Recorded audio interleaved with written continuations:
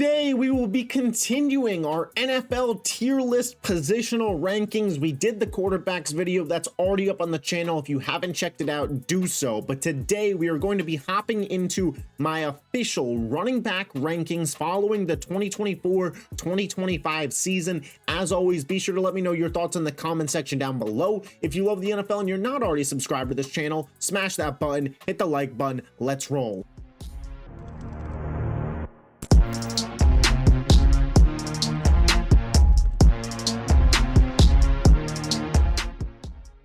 All right, so as you can see here, the tiers are as followed: superstar, star, great, good, okay, and RB2. That's pretty self-explanatory for the tier list here. Let's just bang out this RB2 one as quickly as possible. Blake Corum, rookie running back. He still goes in this RB2 tier. Haven't seen him as the RB1. Saw a limited sample size in LA this year. Looked pretty strong towards the end of the year. Will probably be a higher end RB2, but nothing too crazy. I couldn't believe Ezekiel Elliott was still on a fucking tier list when I opened this up.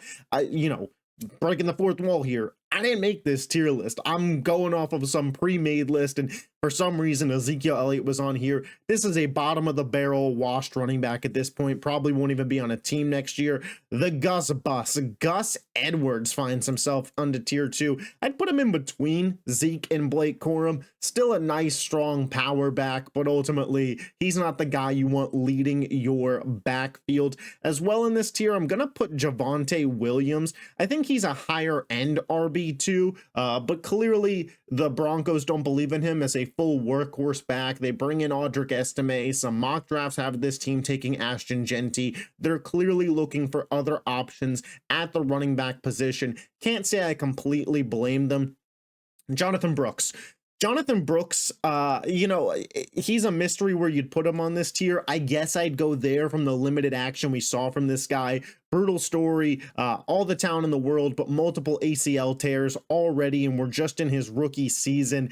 Tough break for him. You wonder, is he ever going to get back to that high-end level play again? I'm just not so certain.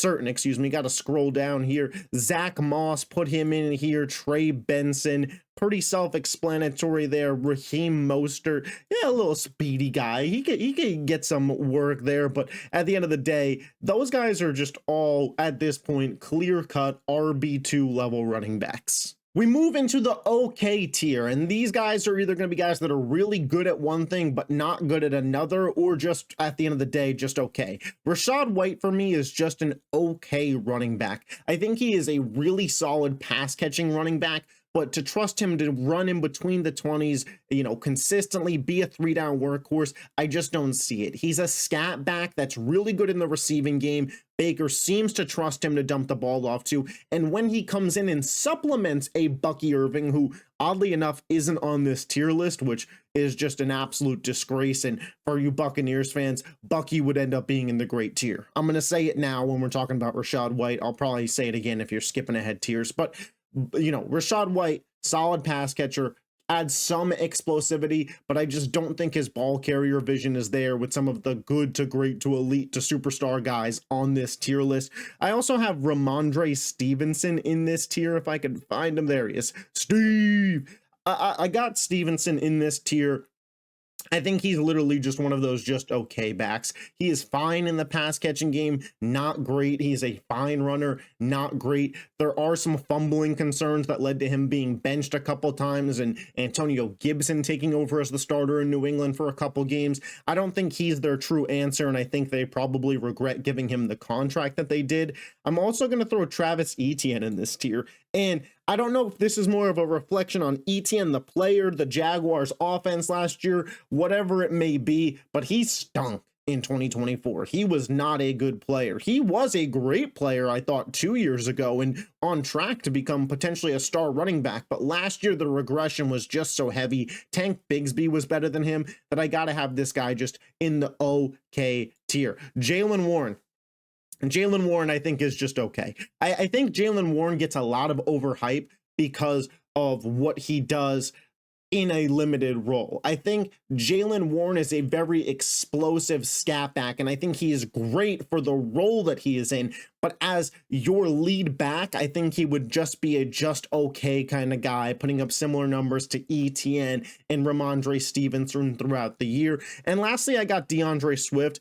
I was a massive DeAndre Swift believer for the longest time. I thought that he had all the talent in the world, but there are just some things on a football field that this guy doesn't put together. I don't think the vision is the best. I think, a lot of times when he could cut in or cut out for a big run, he does the opposite. I think he is very, let's push this to the outside and try and win based on athleticism, which he probably was able to do in high school and college, but not at the NFL level. The receiving aspects are okay, and he can get you a big play, but consistently as your lead back, again, there's reasons that there's mock drafts of the Bears taking an Ashton Jeanty. Next, we move up to the good tier, and I have Najee Harris here. I thought about putting Najee in just the okay tier, but I will say this guy consistently gives you 1,000 yards as a tough tackle, a Pro Bowl level running back, got into the Pro Bowl 2 years ago, really headed up this Steelers offensive game behind some not so great quarterback play. I'd be really interested to see Najee in, say,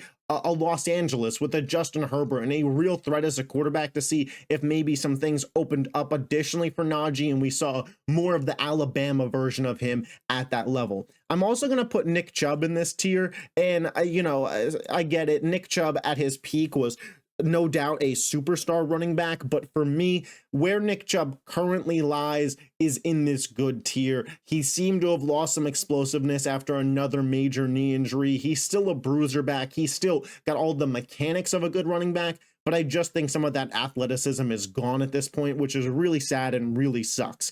I got Brian Robinson here in this good tier too.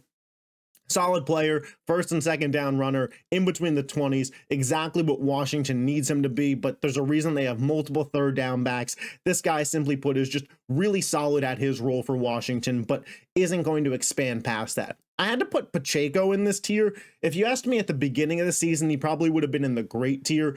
But simply put, at the end of the season, he was getting outplayed by Kareem Hunt. I'm not sure if that was still a version of lingering from the injury, but some of that just explosiveness that Pacheco had in terms of getting into a hole and just ramming through a defense wasn't there like it was last year. So for that, I had to move him down, but I still think he's a guy out of Rutgers, hard-nosed runner that could move up this tier once again. And I got James Conner as the top of this good tier. For Conner, some of the reasons he's not great is the best ability is, of course, availability, and Conner has struggled with that in his career, but I think Conner is a more consistent version of what Isaiah Pacheco is with a better receiving game. Conner was close to being in great. I got him in good, but if you want to fight me on it in the comment section, I don't think I'll press you too much. Next, we move into the great tier, and on the low end of this, I have Tony Pollard. I think Tony Pollard is a really solid back. The explosiveness, it is there. We saw in Dallas, there were some question marks about could he be a lead guy. Then he gets to Tennessee, and I thought he had a really, really solid season, especially when you consider that Will Levis was his quarterback. I mentioned this with Najee Harris, but if Tony Pollard can get a stronger quarterback and you start to see less of a stacked box against the Tennessee Titans in that run game, how explosive could Pollard be? 2 years ago, he looked like the next elite back in the NFL. 1 year ago in Dallas, he looked like he was going to be just okay. I got him back up in the great tier here. I think maybe it was just a down year last year, but Tony Pollard is a really, really solid player. I'm moving Breece Hall into this great tier. Again, you asked me at the beginning of the year, I would have had him at the star tier. He had a bad year, but I still think Breece Hall is young enough and still is a three-tool back. This is a guy who could be on the field for all three downs. He just didn't excel in his role at the superstar level that I thought he could going into the year, but I still believe in Breece Hall, and I still think that with a better offensive line, you would start to see his talent really be showcased. I also have Aaron Jones in this tier.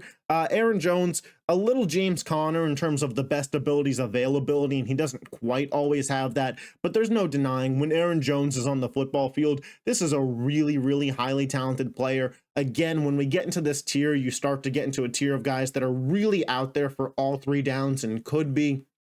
Aaron Jones fits that bill, a massive threat in the receiving game, had some really solid numbers with Minnesota this year, and was a good anchor for their run game. But again, a little bit of supplementation there from Cam Akers and some injury there that really just held me back on making Aaron Jones a star level running back. As well, I got Alvin Kamara, and I get it. Alvin Kamara in the great tier may seem off to some of you guys. And once we get to the star tier, I just think I would no doubt take those guys over Alvin Kamara. So he is in this great tier, has never had 1,000-yard rushing season. I get it. He's a massive threat in the receiving game and can be a 3-down back, but he's also, with his size, does need a supplement back. He was at his best when it was him and Mark Ingram. He is at his best in an RB duo role, and I don't think he has the ability to consistently be a 20 touch guy, 20 carry guy throughout the regular season and be a part of a high level offense. He was that out of necessity in New Orleans,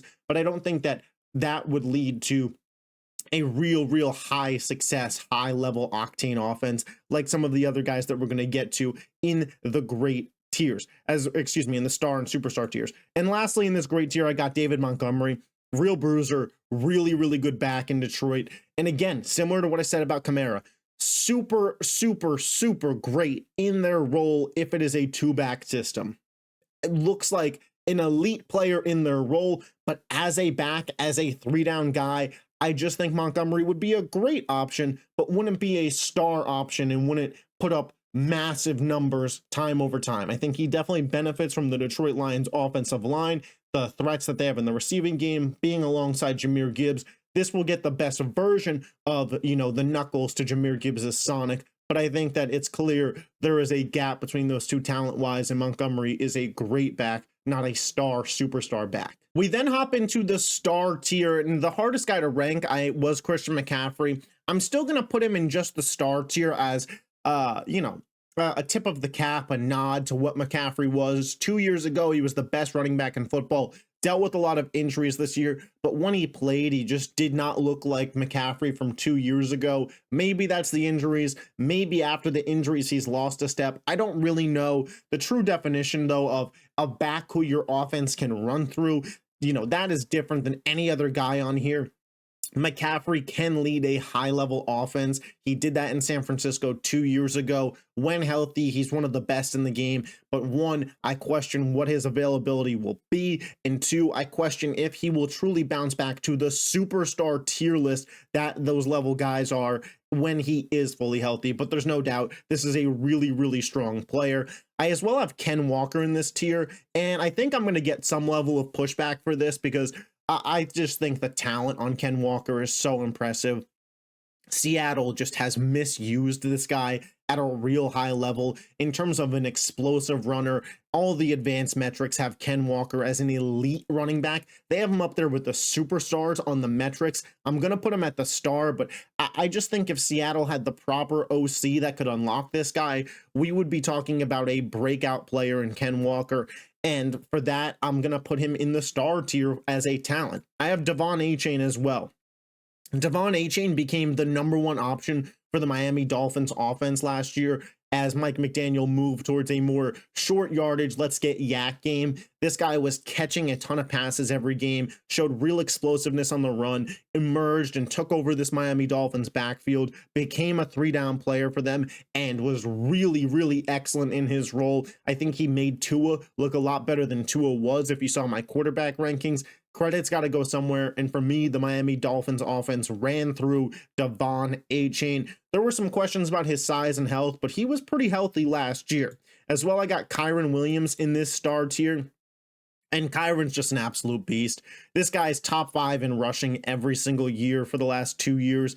He really emerged on the scene. High-level touchdown guy, 3-down back, massive threat in the receiving game, and is a really good receiver at that, at reading zone coverage. How many times in the red zone do you see Kyren Williams find the soft spot in the defense and get open, and Stafford just slings him that rock? I felt like I was seeing that every other week in LA. This is a star back. As well, Joe Mixon. Joe Mixon's an absolute stud. Joe Mixon, if he had stayed healthy all year, potentially could have had, really, really elite numbers, top 3 numbers. The guy is an absolute bruiser.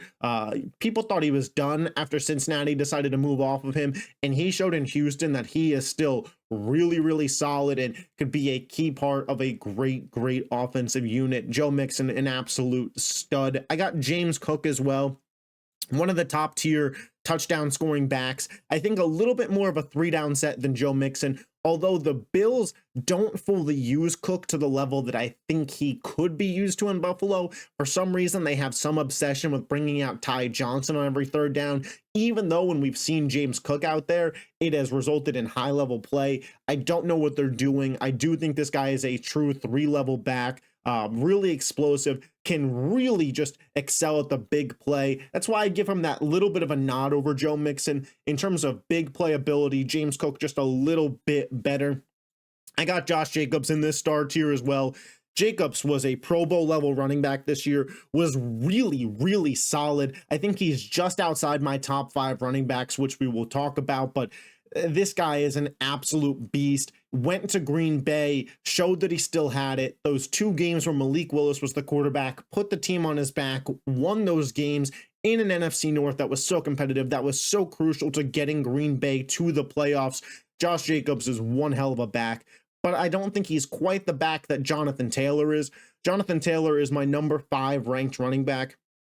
This is a true can-do-it-all back. The only thing that pulls Jonathan Taylor back is health. The last 2 years, he's struggled a little bit with it, but he really closed out this last year at a high level. And again, like I've mentioned for some of these other backs, if the quarterback and passing game were a little bit more of a threat, could Jonathan Taylor succeed at an even higher level? Now he has Anthony Richardson, who is a real run threat, so maybe not so much of a huge difference there, but JT, explosive plays, can get the 3-down work set, can catch passes out the backfield, can compete with any running back on any given day. But then we get to the elite of the elite, my superstar tier, and I got Bijan Robinson as my 4th ranked running back. Bijan is quickly climbing up this list, and I wouldn't be surprised if at the end of next year, he got all the way up to discussions for the best running back on the planet. This is a guy that, especially in the second half of last year, really started to excel, especially when Penix came in and the offense just got that much more creative and, everything wasn't so predictable. Bijan felt like he was scoring once or twice every single week. This guy has a nose for the end zone, a 3-down back. He is elusive. He is just the total package of everything you would want in a running back. And I swear it's going to come together for Bijan sooner rather than later. And we will be discussing him in short order as the best back in football. But for right now, I got him at number 4. People may disagree, but I have Jahmyr Gibbs ahead of Bijan Robinson. And I've talked to my buddies about this, gotten some level of pushback, is what it is. I think Jahmyr Gibbs is a perfect mix of Chris Johnson and Alvin Kamara. Jahmyr Gibbs is, in my opinion, the first or second biggest threat from the running back position in terms of in the receiving game. And he is the most explosive back in football. The burners that this guy has, the explosiveness, the speed, the ability to find a hole and just scorch through it. There is a reason this guy's nickname is Sonic. He is fast as all hell. He can take it 99 yards on any single play. Jahmyr Gibbs is an absolute stud, and Detroit's got it paired perfectly with David Montgomery because you're getting a fresh Jahmyr Gibbs every time he's out there too. There's no wear and tear. There's no full 3-down work set. And that's what really stopped me from moving him above these other top 2 guys. Derrick Henry, I have at number 2. Derrick Henry still absolutely has it, a bona fide Hall of Fame guy, a 2,000-yard runner, previous MVP candidate. And this year, he was a part of the number 1 offense in all of football statistically in the Baltimore Ravens. They were the number 1 total offense and the number 1 rushing offense. And yes, while they do have Lamar Jackson, Derrick Henry was a massive part of that. This is a guy who, even at his size, is a threat to take any carry the full distance. And they didn't use him as much in the receiving game because Justice Hill is a great scat back, but Derrick Henry can kill you in the receiving game too. But of course, the number 1 running back in all of football, I think there's no debate about it, is Saquon Barkley. Saquon's an absolute stud. He goes from the Giants to the Eagles. perhaps the worst situation of the best, and we see this guy become the 9th running back all time to rush for 2,000 yards in a season. He could have potentially broken the record for most rushing yards in a season if he had played all, if he didn't sit out week 18.